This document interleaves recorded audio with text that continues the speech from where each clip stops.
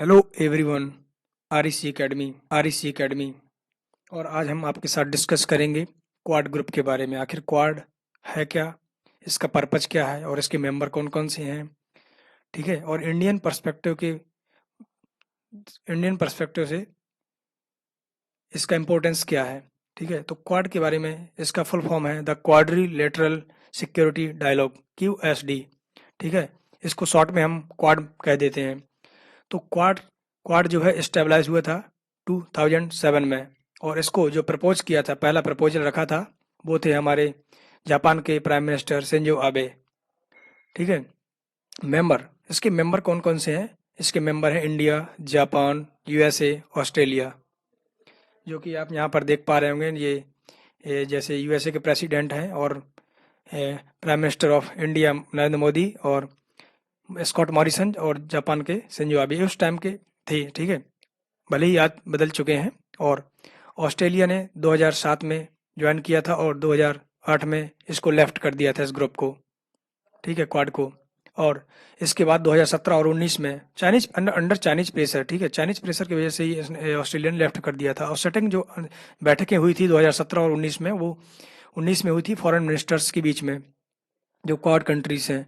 ठीक है, और इसका अब हम जानते हैं इसका पर्पज क्या था। पर्पज, ठीक है, उद्देश्य इसका था, इसका उद्देश्य जो था वो मिलिट्री पर्पज नहीं था कि हम डिफेंस पैक्ट बनाएंगे या ऐसा कुछ करेंगे।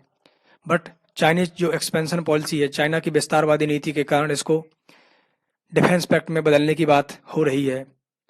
तो ये आखिर न्यूज में क्यों है। ठीक है, डिफेंस पैक्ट में बदलने की बात हो रही है, डिफेंस पैक्ट। ठीक है, आखिर न्यूज में क्यों हो, why in news. Malabar naval exercise की वजह से, जो 3 से 6 नवंबर विशाखापत्तनम यानी कि बे ऑफ बंगाल में आयोजित किया गया था।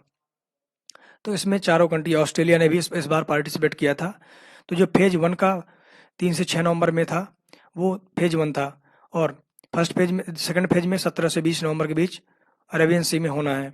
ठीक है, तो इसका इम्पोर्टेंस क्या है, आखिर क्वाड का इम्पोर्टेंस। तो क्वाड का इम्पोर्टेंस क्या है कि पहली बात तो यह है कि कनेक्टिविटी बढ़ेगी चारों देशों के बीच में, और सस्टेनेबल डेवलपमेंट को लेकर एग्रीमेंट्स होंगे और बढ़ावा मिलेगा विकास को। और जो साइबर सिक्योरिटी के लेकर इंफॉर्मेशन एक दूसरे के शेयर करेंगे, वो अलग से काउंटर टेररिज्म को लेकर भी इनका सहयोग मिलेगा। ठीक है, और चाइनीज कंसर्न क्या है। चाइनीज नहीं चाहता है कि ये क्वाड एक डिफेंस पैक्ट में बने। चाइनीज सोचता है कि जो एशियन नेटो ना कहे, मतलब आगे चल के कहलाए, एशियन नेटो की तरह कार्य ना करे, जैसे कि यूरोपियन नेटो है। ठीक है, जो 1949 में फॉर्म हुआ था, नॉर्थ अटलांटिक ट्रीटी ऑर्गेनाइजेशन। और जो क्वाड है वो चाइना के बेल्ट एंड रोड इनिशिएटिव के भी खिलाफ है। चाइना जो रोड का एक जाल बिछा रहा है पूरे वर्ल्ड में। ठीक है, यहाँ पर आप देख रहे हैं कि अगर यहाँ इस साइड USA हो जाएगा, और यहाँ पर ये इंडिया है, और इधर जापान है, ये ऑस्ट्रेलिया है। तो हो सकता है ये चारों आगे चल के ये जो जोन है, इस पर जो चाइनीज ट्रेड है, इसको इम्पैक्ट करें या चोट पहुंचाएं या कुछ भी करें। क्योंकि यहाँ पर जो इंडियन ओशियन है और ये पैसिफिक ओशियन है, जो इंडो पैसिफिक रीजन है। तो जो अदर कंट्रीज है उनके लिए इंडो पैसिफिक जो जोन है, रीजन है, वो यहाँ से यहाँ तक है। ठीक है, बट इंडिया का जो विजन है, वो चाहता है कि वो ये कंट्री भी इंडो पैसिफिक रीजन में शामिल हो, यहाँ से ये African country, east country Africa के। ठीक है, तो ये पूरा जो जोन है, ये इंडियन पर्सपेक्टिव की वजह से, की दृष्टि से, ये इंडो पैसिफिक जोन कहलाता है। ठीक है, इंडिया के लिए। बट कुछ कंट्री के लिए यहाँ से लेकर यहाँ तक है। तो बात करते हैं रसिया की। रसिया चाहता है कि जो USA है वो यहाँ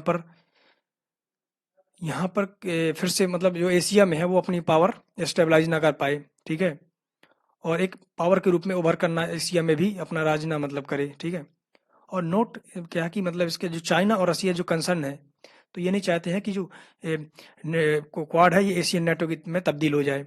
ठीक है, और अब इसके क्वाड के जो फायदे क्या है इंडियन पर्सपेक्टिव से, और इसके लॉस क्या हो सकता है। तो यही है कि इंक्रीज, मतलब कॉपरेशन जो है, कॉपरेशन बढ़ेगा चारों कंट्री के बीच में, और जो एक दूसरे इंडिया को जो सिक्योरिटी है, या चारों देशों को एक दूसरे के लिए अपनी अपनी सिक्योरिटी प्रोवाइड हो जाएंगी, मतलब सिक्योरिटी मिल जाएंगी। तो सहयोग को बढ़ावा मिलेगा, और इंडिया का थोड़ा डर या खत्म होगा चाइनीज अग्रेशन से। और ये अपनी इकोनॉमी में फोकस कर पाएगा पूरी तरह। और हथियार का जो पैसा है वो बचेगा, खरीदना नहीं पड़ेंगे, इमीडिएटली तो नहीं खरीदनी पड़ेंगे, कुछ साल के लिए ब्रेक लग जाएगा। और लॉस क्या हो सकता है इसका? लॉस ये है कि ना चाहते हुए भी वार में कूदना पड़ सकता है। जैसे मान के चलिए कि जैसे जापान में किसी ने अटैक कर दिया, ठीक है, तो अगर डिफेंस पैक्ट में तब डिफेंस पैक्ट साइन हो जाएगा, तो अगर जापान में कोई अटैक करता है तो इसका मतलब इंडिया पे अटैक करता है, वही ऑस्ट्रेलिया पे अटैक करता है, यूएसए पे, अगर यूएसए पे करता है उधर, तो इधर से इंडिया, ऑस्ट्रेलिया और जापान ये सब युद्ध में ना चाहते हुए भी उनको कूदना पड़ेगा। तो एक ये लॉस मान सकते हैं आप यहाँ पर। और ऑस्ट्रेलिया तो चाइनीज प्रेशर इतना है ऑस्ट्रेलिया पर कि मतलब कुछ कह नहीं सकते, ठीक है। अभी मालाबार एक्सरसाइज में पार्टिसिपेट करने के बाद जो चाइना है ना, चाइना ने इसके साथ ट्रेड सस्पेंड कर दिया है $6 बिलियन को। और जो ऑस्ट्रेलिया का एटलीस्ट 40% ट्रेड चाइना से ही होता है। तो जो एक्सपोर्ट करता है, मतलब सबसे ज़्यादा ऑस्ट्रेलिया जो है एक्सपोर्ट करता है चाइना को, ठीक है। तो अगर ये सस्पेंड कर देंगे सभी एक्सपोर्ट को, ठीक है, चाइना, तो ये जो ऑस्ट्रेलियन इकोनॉमी को ह्यूज लॉस होगा, ठीक है। तो यही था क्वाड के बारे में वीडियो आपका। और उम्मीद करता हूँ कि आपके बहुत कुछ समझ में आया होगा। और thank you so much for watching this video.